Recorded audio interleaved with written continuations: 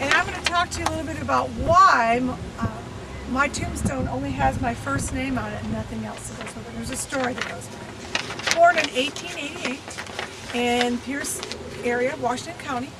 I'm one of four. My mother Alice and my father Jonathan gave birth to Zetta, my oldest sister, who married someone in the Guthrie area, which brought us to Bedford, which those of you who know that in this area. I had a brother named Arthur that was born second. He died at age 18. Then I was the third born, and then I had my brother George, who was right here. Now, if you had a younger brother, you're going to understand why I'm here. So if you have a younger brother. Well, since Zetta lived in Bedford, we would come here and visit all the time. So I met my first husband here. He was a McGinnis. Loved him very, very much. It was wonderful, but he died after 2 years of marriage of tuberculosis. It was very sad. So I've lost my brother Arthur. I've lost my husband, and I truly wanted to find out how I could help with that. So I started studying nursing, and I became very versed in the area. So I wanted to branch out and so forth. I was a widow, and I was lonely and did some different things. So a young man named Jacob Buckaloo came up to the Bedford area to vacation and enticed me to come down to Lake City, Florida.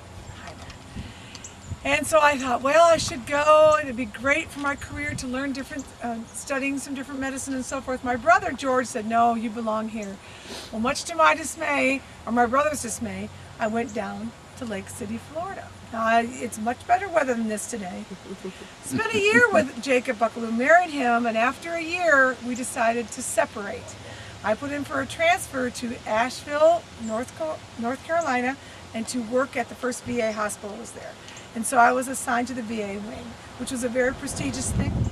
I got to work with the young men that came back from the war. Well, I died at age 46. My stomach lining started to thin, and I also had a blood clot. Well, I was very young at the time.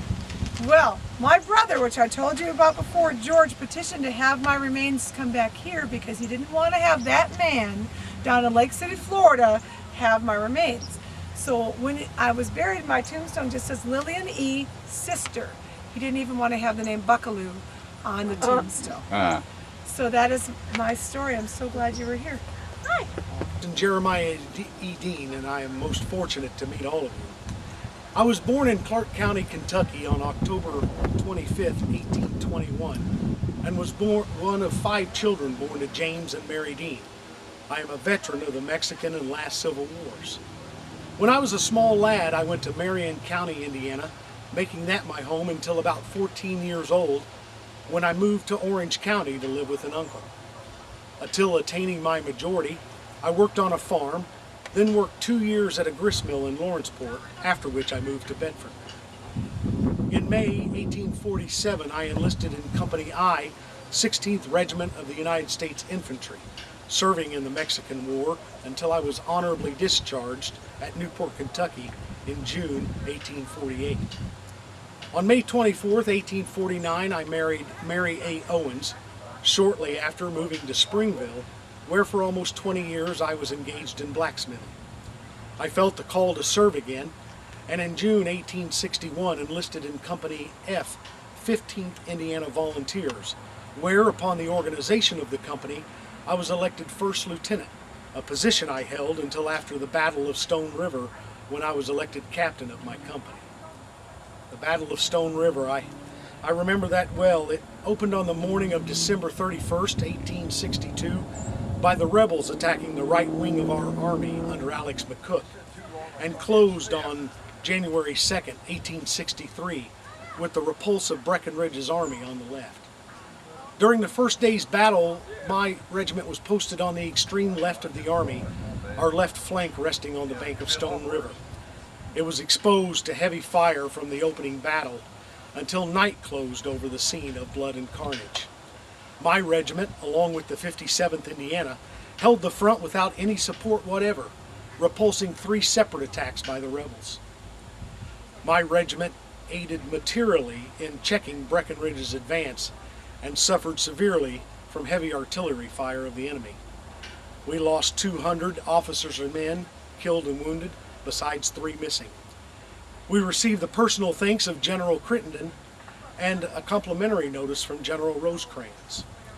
Besides various skirmishes in which I was involved, I was also an active participant in the battles of Shiloh, Chickamauga, and Mission Ridge. I was a member of the Blue Lodge of Masonry, a Republican in politics, and in 1875 was elected auditor of Lawrence County, serving as such 4 years. During that time, I was also engaged in the hardware trade. My wife and I and our 10 children were members of the Methodist Episcopal Church. Welcome to my resort. This is not a resort. This is a cemetery, I remember. My name is Daniel Robert Donahue. I was born 1809. I lived until 1877, ripe old age, 68.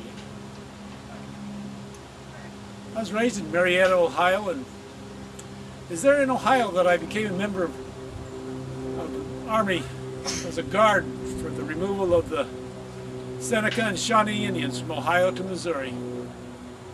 Much better for them to be in Missouri, and definitely better for the white settlers. They couldn't get along. For my service, back up a moment. He was the captain there. Later on, I married his daughter, Caroline, my first cousin. And later, we had 7 children. For my service in removing the Indians, I was given 450 acres of land out here in Martin County. So my brother Graham and I moved to Bedford. I got a job as a cashier at the Indiana State Bank up on the square. And I had various jobs and owned various properties here. My interest was always in my 450 acres I've been given as my pay in the Army. Went there and found out I had a large grove of very big trees.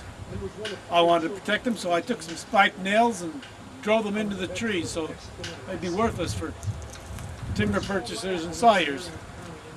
Wouldn't want to run that through a saw. More important, on that property I had some mineral springs, good sulfur water, good quality stuff, cured anything that ailed you. So I took the money and I built a hotel, built a general store and a livery stable, dug out a lake and put rowboats on it for my customers. Called it Donahue Springs Resort. Later changed the name to Indian Springs Resort. That was a pride of my life. I really did a good job of that. I was proud of it. Advertised it from Cincinnati to St. Louis and everywhere. People came and really enjoyed it. This is 3 years before French Lick was even thought of. When I came to the resort, I brought my large large clock and I put it in the lobby there. It was a fine piece of work. It was an 8-day clock, so I had to wind it every week, and I did that religiously. I cleaned it with a feather dipped in kerosene. Kept perfect time for years and years. I was mentioning that I married my Caroline.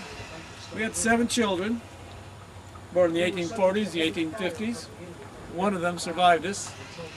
But both of us died in 1877 in December, 10 days apart. You'd think that's the end of the story, but it isn't. When I died, the clock stopped working. Family decided that they'd had enough of the resort business, so they sold the place. The new owner was greedy and stubborn man. Told my family they had to remove my body and Carolyn's body, take them somewhere else, get them off the resort. So they dug us up, loaded us into a wagon. As they were driving us past the hotel, that old clock started chiming again. Chiming and chiming and chiming. That new owner tried to stop the chiming, but he couldn't stop it. It just kept chiming and chiming over 300 times until the wagon went out of sight of the hotel, and it stopped. Never chimed again, never ran again for anybody. But the new proprietor, he was right to be concerned. Not too long after that, the hotel burned. He had to sell the place because he didn't have money to keep it going. Darned old fool anyway. Any questions? Hello, my name is Viola Edna Light Gwen, and I was born October 7th, 1870, and today would be my 142nd birthday. Quite an accomplishment. I was born into an almost prayerless home in Cumberland County, Illinois, and our home was just a rude one-bedroom log structure with cracks so wide in the walls that you could throw a cat through. And actually the walls had such wide cracks that in the winter when it snowed we had to clean snow off the coverlets on the beds. So I'm not exaggerating. I was brought up on hard, honest toil, and that gave me the muscle and endurance which would prepare me and serve me for the rest of my life. As a child, there was no one in my home to lead me to the Lord, but when I was 18, I took a job in Charleston, Illinois, and it was while I was there traveling down a street, I came across a band of workers holding a street meeting on this snowy square. And soon, because of the weather, they entered into a church, and I followed along and went inside with them. And I listened to their words, and their words did move me, but I would become so angry that I would have to take my anger outside and vent my rage. Then I would come back in. No matter how angry I became, I couldn't stop going back. I had to hear more and more and more, until eventually there was much prayer over me, and I was advised to pray for my salvation, which I did. And then I attended many times of prayer and fasting, and finally I found that the holiness of the Lord had entered into my heart, and my belief became very strong, and I wanted to live my beliefs. I wanted to serve the Lord, and the first place I served was in orphanages in the state of Virginia, and I traveled there, and I worked in this one home with Sister Anna Bright, who was also young.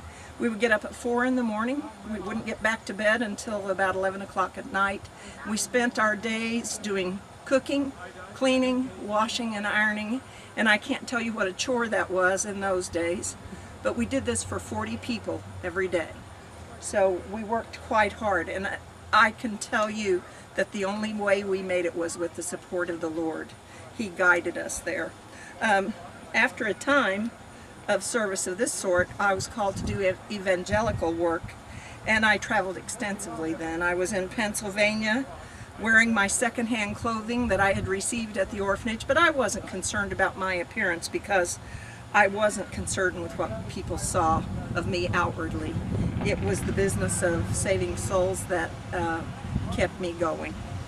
I endured many things on my travels. Some places we were subjected to violent people.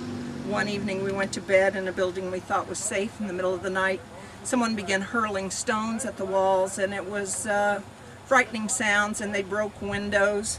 Another time, while we were away preparing for a service, someone came into the building where we were going to perform the service and took all the oil out of the lamps and replaced them with water. So that evening service was in a darkened room. Things like this happened, but it didn't hold us back. We kept going. I did travel to Lamont Furnace in Pennsylvania, and I gladly went there, but I didn't know they would ask me to preach. So when I was told that I would be preaching, I became a little concerned, and I went out into the churchyard where they had a bowl of icy water, and I washed my face and my hands, and this little chicken walked up, and I looked at that little chicken, and I fervently wished that I could change places with it. I would gladly become that chicken if it could go into that church and preach, but I wasn't saved from that. I entered the church, and I faced a room that was just overflowing with eager listeners, and I spoke there my first time.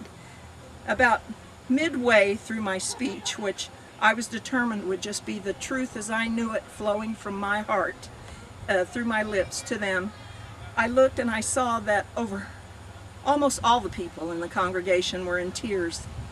And so then when we did an altar call, I don't know the number, but I know that many were called forward who prayed for the first time in their lives.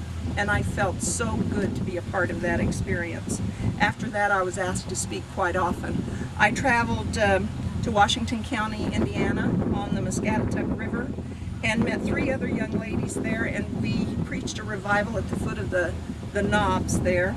I went to Pinkstaff, Illinois, and spoke before huge crowds there. One of our converts there would later serve 2 mission trips in Egypt, doing valuable service for the Lord.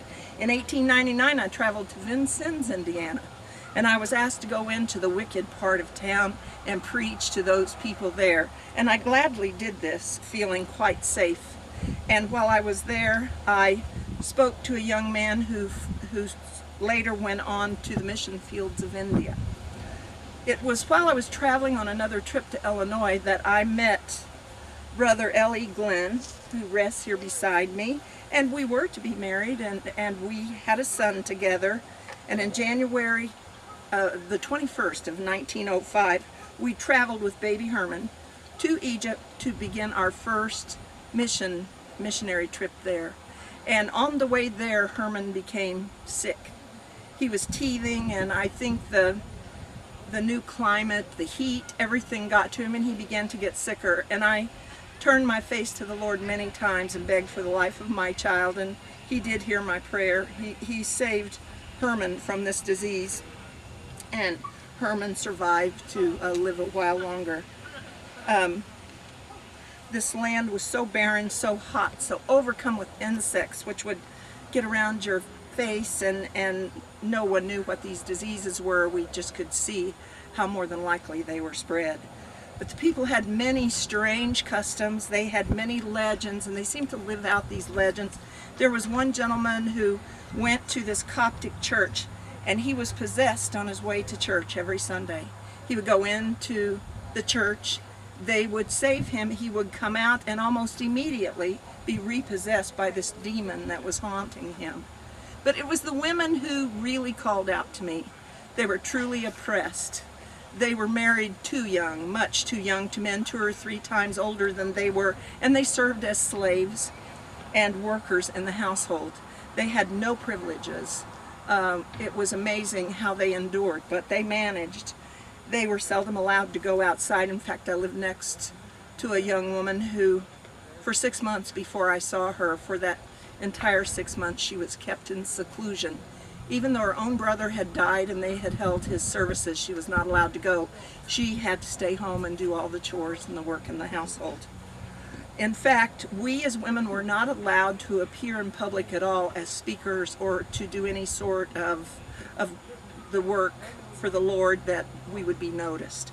So when our men would go to the churches, they would preach sermons inside the churches. We would ask to be allowed to use a room up above, upstairs.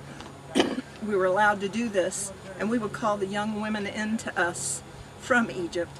And while we were there with them, we would share with them the word of the Lord, hopefully breaking their bondage to sin at least. We knew they would continue to be enslaved by their husbands.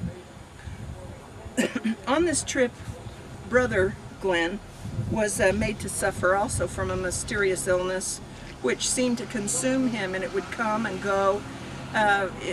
We could not figure out what had caused it. We didn't know a way to end it, but he maintained his ministry throughout this. Sadly, our child Herman became ill once again. This time he did not survive, as did an infant daughter we had, Evangeline.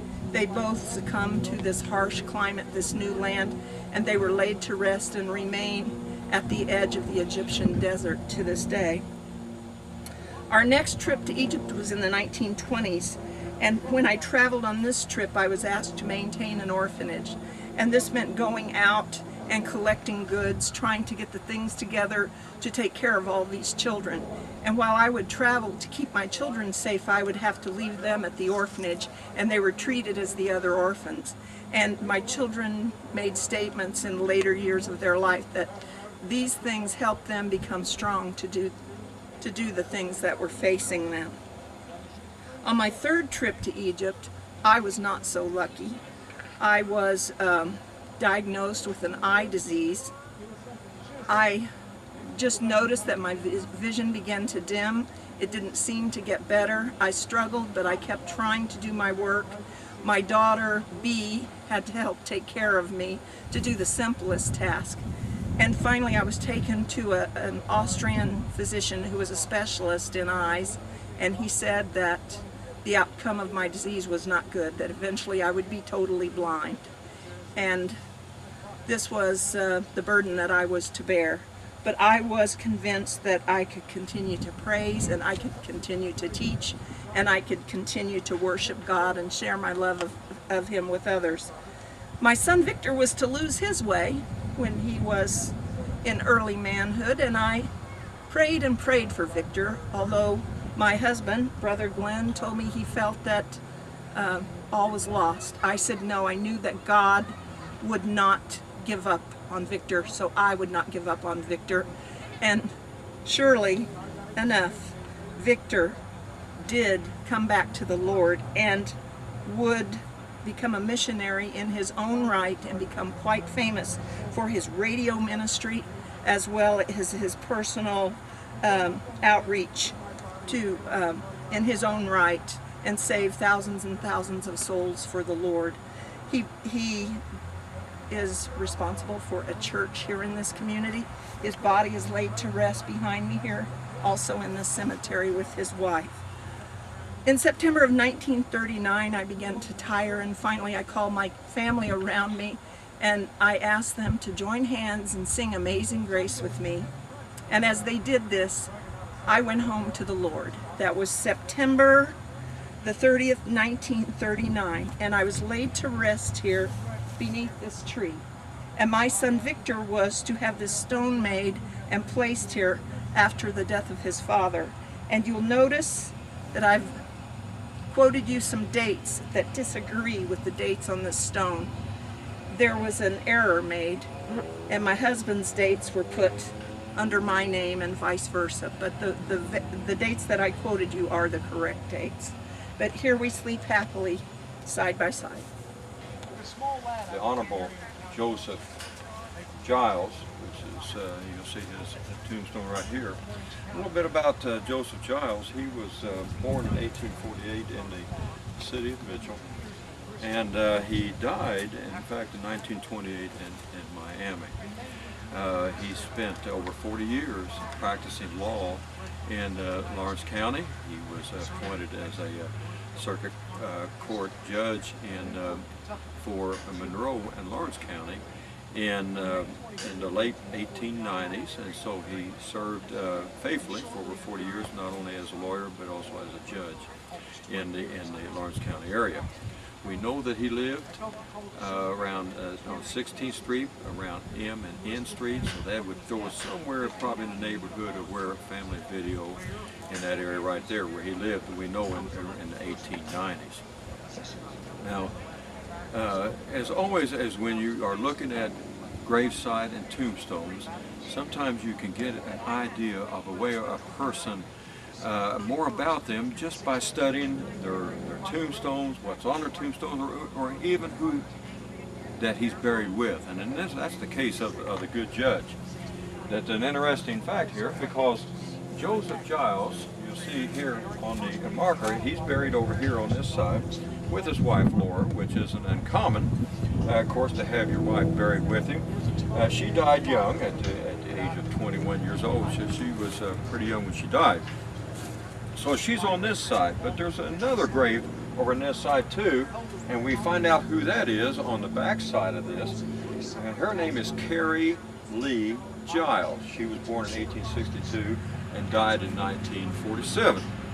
Now, so here is the interesting thing about this gravesite, is that our good judge Joseph Giles is buried with two wives.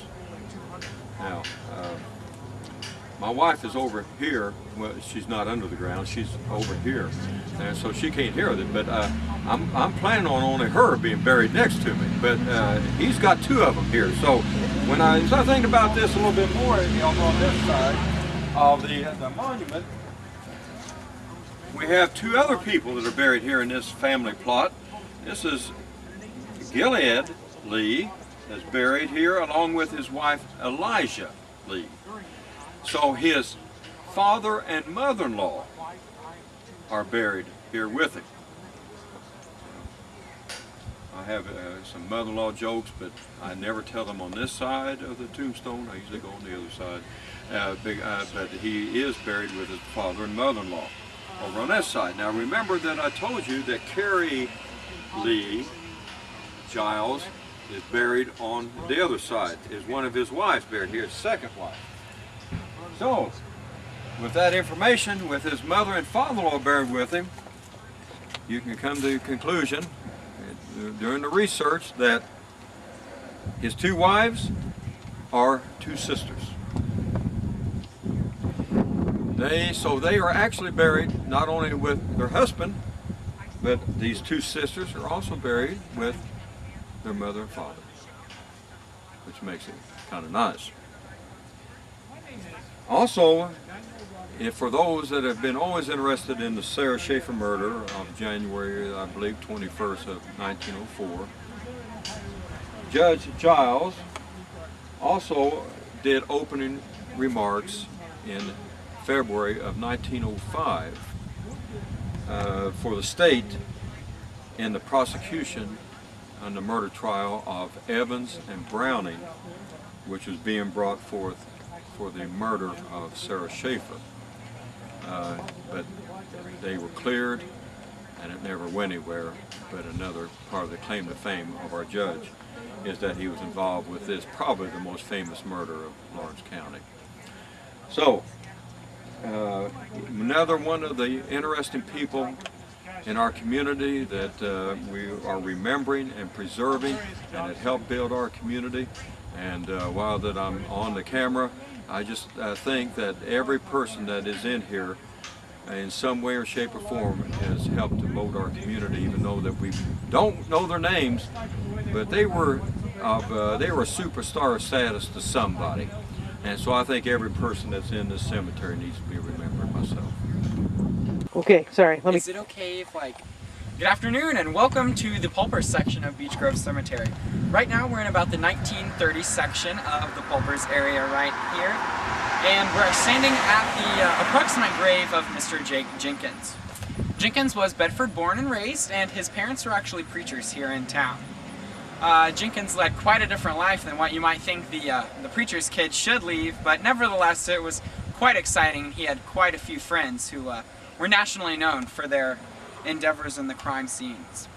So Mr. Jenkins hung out with some different people who in Bedford around here who kind of got the infamous name of, I like to call them the Three Amigos of Bedford, for all of their robberies that they did. They had quite a string here in Bedford, Mitchell, and surrounding communities. So Jenkins' story kind of starts and ends with death of what I'll be telling you today, but Jenkins did, one night he decided to go over and do what I'd like to call a routine robbery at Burton's grocery store in Mitchell. It was one of their favorite grocery stores to rob. You know, the owner was a little bit aged, but he was still a fighting man who really didn't want his store to get robbed. So Jenkins and his friend Turpin go over to Burton's one night at about 11 o'clock. They think it's a safe time to go rob the store. But what they don't know is that Burton is actually staying up with his wife in the back of the store. They've made a little bedroom back there because they're determined to catch these robbers. They're getting a little scared by it, so they stay up this night to see what's going on. So they go in, and while they're robbing the store, perhaps they make too much noise, but Burton knows that they're there and comes out. I guess that Jenkins got a little frightened here and drew his gun and actually shot Mr. Burton there in the store while his wife was in the back room and heard the sound of the gunshot. Jenkins then escapes to the getaway car, which is only about a block away. From the getaway car, then Jenkins meets up some other friends, and they go down to Orangeville. They live in Orangeville for a little bit of time, and eventually after a robbery down in Orangeville, they do get caught by the police, and the association of Mr. Jenkins with the Burton murder is made. And Jenkins is then brought back to Bedford, but the trial in Bedford is a no-go, and they move the trial to another county to preserve the jury so that it's not a prejudiced jury like we could get here in Bedford. So once they move the jury to a different county, nevertheless they do find Jenkins guilty of first-degree murder and several accounts of robbery, and this offense is punishable by life in the state penitentiary at Michigan City. In Michigan City, Mr. Jenkins makes quite a few friends, some of them quite different. One of his friends that he got to know quite well because they did work at a chair factory together was an ex-Grand Dragon of the KKK in Indiana. So one of these connections and then some other ones, Mr. Jenkins got in contact with John Dillinger. Dillinger then decided that he was going to help Jenkins escape the penitentiary in Michigan City over to Nashville. So after the successful escape and Jenkins is in Nashville, he lives there for a little bit of time without any real uproar from the authority, but things fall into place and Jenkins does get caught. But Jenkins isn't going down without a fight. An officer approaches Jenkins and Jenkins resists the arrest, and then a gun is pulled and Jenkins does pass away in Nashville. So the body is then brought back to Bedford here, where Jenkins is going to be laid to rest here in Beech Grove. But no members of the family, like I said, his parents were ministers, but they didn't want to minister the funeral.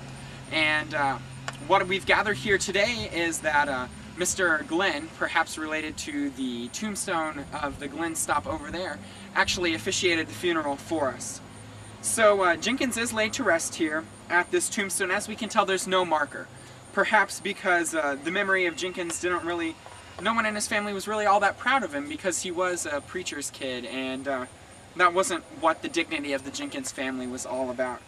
So Jenkins was 23 whenever he did pass, and 21 whenever he committed the murder of Mr. Burton in Mitchell, and really did lead quite a life that is noteworthy, and you would never guess that of just a simple stone here in the cemetery. My name's Wires, Samuel Wires. You can call me Sam. Everybody did. I was born in 1848, died in 1919. But the important stuff is what went on between those two dates. So I'd like to tell you a little about that. I was born over in Washington County. I had 3 brothers, 3 sisters. At the age of 15, after growing up on the farm, I was ready to get away for a grand adventure, and I enlisted in the 137th Regiment of the Indiana Volunteer Infantry and went off to Tennessee for 6 months. The 137th Regiment was comprised of 15 and 16-year-old kids. They gave us weapons and we were to guard rail depots and a supply center.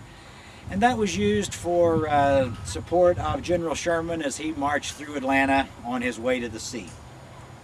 After 6 months, I came back home, continued some schooling, married my wife, Sarah, in 1871, and we bought a farm out in the Bono area, which brought me to Lawrence County. After several successful years on the farm, we moved into Bedford. In the early 1880s, we had a house on what is now the corner of 5th Street and N Street. And at the time, 5th Street was just a dirt track. The city hadn't expanded that far out. At that point, I opened a meat market here in town using beef and hogs that we had raised out on the farm at Bono. We would butcher it, truck it in, bring it in wagons, and sell it here in town. Also, because I did have some schooling, I was a school teacher for many years. School at that time was very informal. People could come and go as they pleased, but I had a hand in educating many of the younger people in Bedford during that time. In 1902, my wife and I moved to Oklahoma. My daughter, my eldest daughter, Lillian Estelle, had moved to the Oklahoma Territory, got involved in the oil business, invited us out. My wife and I went out. I bought a grain business out there and also bought a bank. So my later years, I was a banker. As I got older, wintering in Oklahoma wasn't where we wanted to be, so we would always go to Florida to winter over. And in St. Cloud, Florida in 1919, March of 1919 to be exact, I didn't wake up one morning. My wife brought me back to Indiana, buried me beside my first wife, Sarah. Later, my son John moved in the 1940s, and then in the 1980s, his son, my grandson Earl, moved in with his wife. So we have a family plot here under the cedar trees in the cemetery. Anna Taylor Core Brookings. Born right during the Civil War. And then I died in 1939, but I had a great life in between, even though I had some tragedies in my life. My first husband, George, and I, was the love of my life. When I married George, we knew we wanted a lot of children. We had 5, 2 daughters and 3 sons. Unfortunately, our daughter Nina was just a few days old when she passed. But our daughter Grace and our 3 boys, Hubert, Frank, and Clarence, they all grew to be strong, healthy adults. I tried my best to raise them, to know that they should help others and do for other people and not to just care about themselves. I raised them in the church here in town, at the First Christian Church. Do any of you belong to this church? It's a very wonderful church. I loved it. I grew up in that church. I was a deaconess. And then I was also involved in the Ladies' Aid Society and the Missionary Society because I wanted to spread the word and help people in every way I could. So my children, they learned that lesson well. Well, unfortunately, their father died in 1900 when they were still young, and I had the next 6 years of raising them as a single parent. I spent as much time with my kids as I could, working with them, trying to teach them that even when tragedy hits, you contribute, you do what you can for others. When I remarried about 6 years later to Mr. William Brooking. He had a daughter, and he was a widow man, so he came and his daughter came and moved in with us. We had a happy life for the next 13 years. When the Kaiser in Germany started his trouble, and the United States got involved in that war, my boys stood up and enlisted in the Army because they knew they had to help their country in every way they could, and if that meant going to war, that's what they did. Mr. Brooking and I supported the sons in that decision. I wanted to do more though. I wanted to do everything I could to help my sons and everyone else's sons. I heard about an organization that was starting up in Indianapolis called the American War Mothers. Alice Moore French, her son had enlisted, and she wanted to do something, so she started this group. It started on May 18th, 1918. When I heard about it, I thought, I'm getting involved, and we started a chapter here in Lawrence County. Now, the American War Mothers started in Indiana, but it soon spread to every state. So the American War Mothers was everywhere in this country. Our goals were to support the families, help them while their sons, husbands, fathers were overseas fighting, because it's kind of hard to send your child or your man somewhere. So we wanted to do what we could for those families. If they needed support, if they needed anything, sometimes just someone to come sit with them, hold their hand and cry with them, we were there for them. We would do those things. But we also wanted to do more to support our soldiers. We could write letters, of course, but we needed more than that. We knew it took a lot of resources for our military. So one of our goals was to conserve food so that there would be enough to be sent overseas for the soldiers.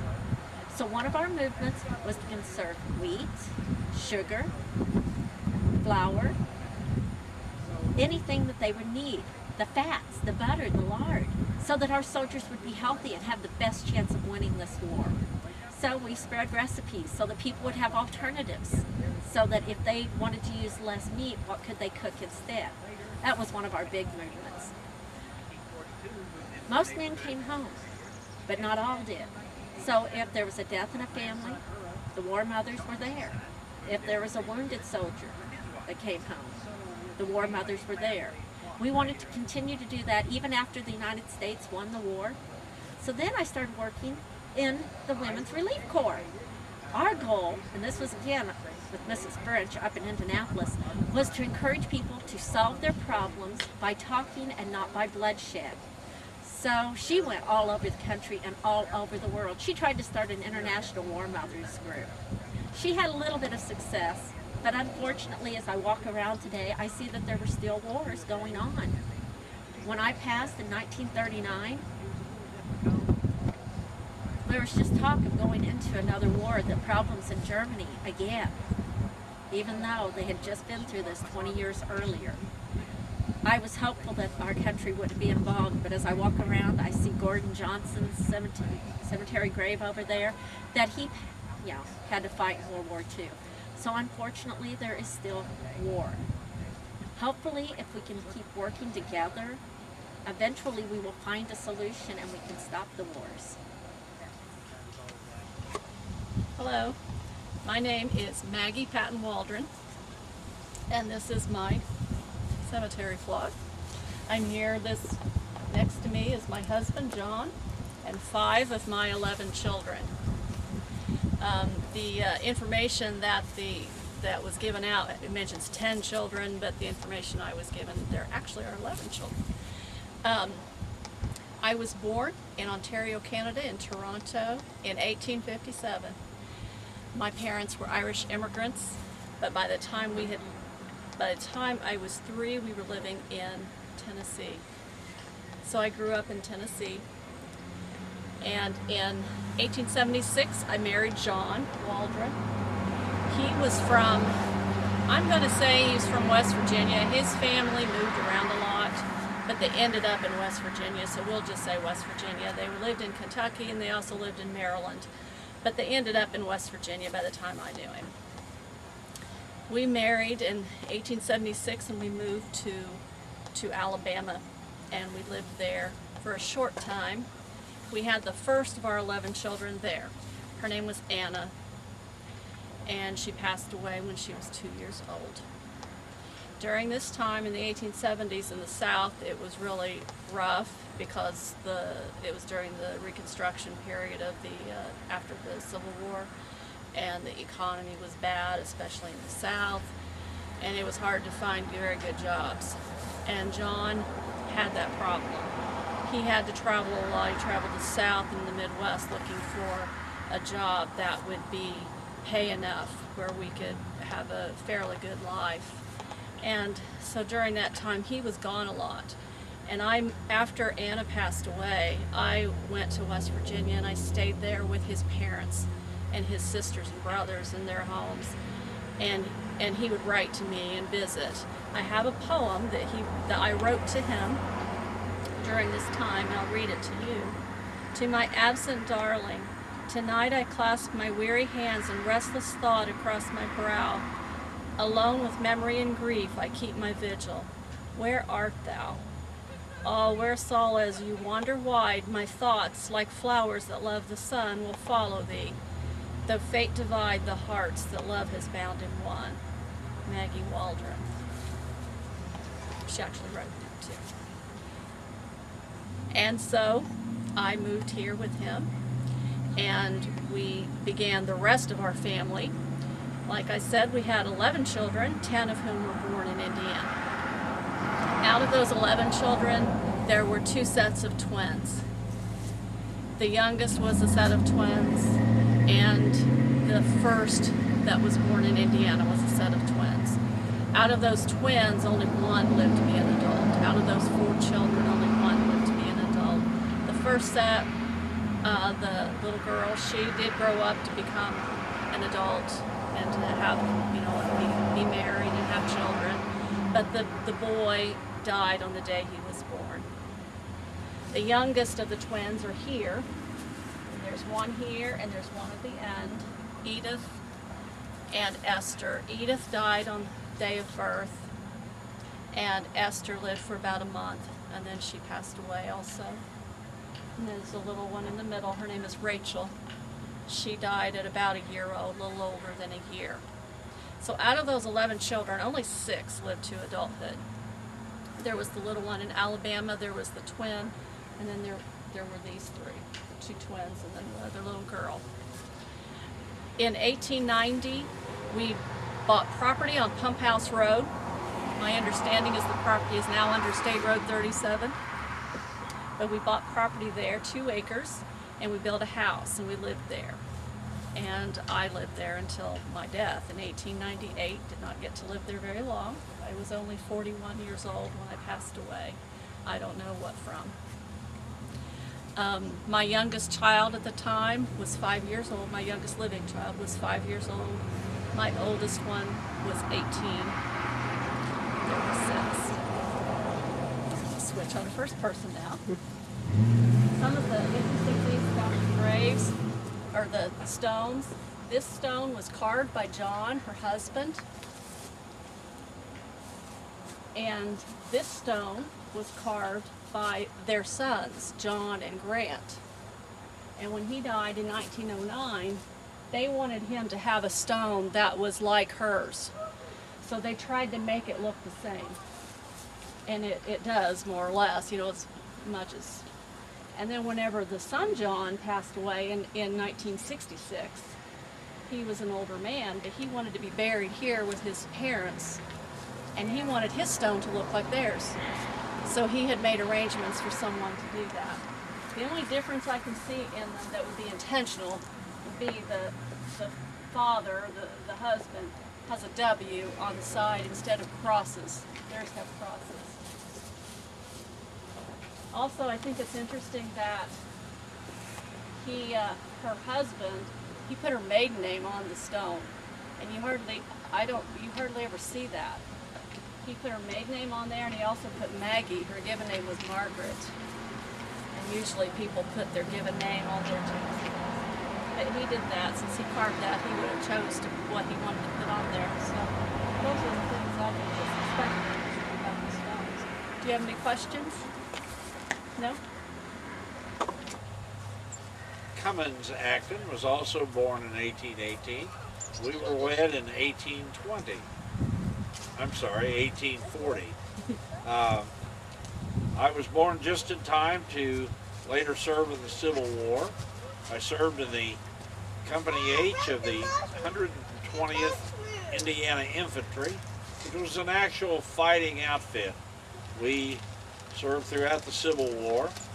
Our big battle was at the Battle of Franklin, Tennessee. The Union lines were set up in a horseshoe shape. The Confederates attacked on the point of the horseshoe. We were actually in reserve, but the Confederates broke through the lines, and our outfit was called to counterattack, and we actually forced the Confederates back.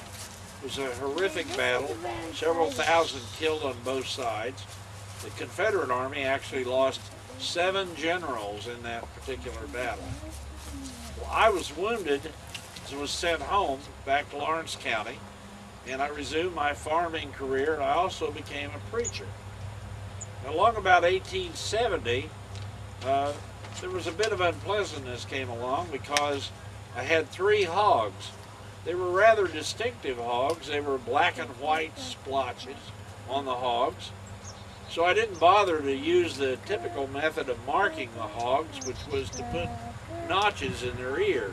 And each particular farmer would put a particular number of notches or just cuts in the ear of the hogs. Well, on August the 1st of 1870, 3 of my hogs disappeared, and they turned up to be in the possession of a gentleman by the name of William Blackwell. And Mr. Blackwell claimed ownership of these hogs because they didn't have the distinctive mark in their ear. I had to sue Mr. Blackwell in court to try to get my hogs back. Well, because I was such a well-known preacher here in Lawrence County, he paid actual money, $3.70, to get the case moved to Monroe County, the next county to the north, where it was heard by a justice of the peace. Turned out I won before the justice of the peace, and he ordered Mr. Blackwell to return my hogs and to pay me damages in the amount of $35. I'm in the front. Well, as it turned out, Mr. Blackwell was not at all satisfied with that decision, so he appealed the case to the next court up, which was known at the time as the Court of Common Pleas. You folks would know it as the Circuit Court. Well, in Circuit Court, he made a first-class deal out of it, called a bunch of witnesses, paid lots of money for a real lawyer, but in the end I won. And I got my 3 hogs back and damages this time of only $10, most of which I'd spent on lawyers and legal fees. However, I got my hogs back, so I was more or less satisfied. As it turned out, I was to live until 1897. My wife, unfortunately, passed away in 1893, but we'd lived a long and productive life together. Had good times and bad, of course. This is sort of the family plot. I'm buried here. One of my grandsons is over here. He was born in like 1884, but only lived to the age of 20. He died in 1904. Various other family members are buried here. Now, as a bit of trivia for you, you can tell I was a Union veteran of the Civil War because you'll note the top of my headstone has a nice curve on it. When the federal government buried the Union veterans and put their headstones for them, they put a nice curve on the top of the headstone so that our widows could come and sit on the headstone to mourn us. Now those Confederate veterans who were buried by the federal government, their tombstone has a point. So it wasn't quite as comfortable for the Confederate widows to sit on the tombstones to mourn their dead. So that's my story as Drury Acton. Thank you very much. Thank you. Thanks for coming out today for our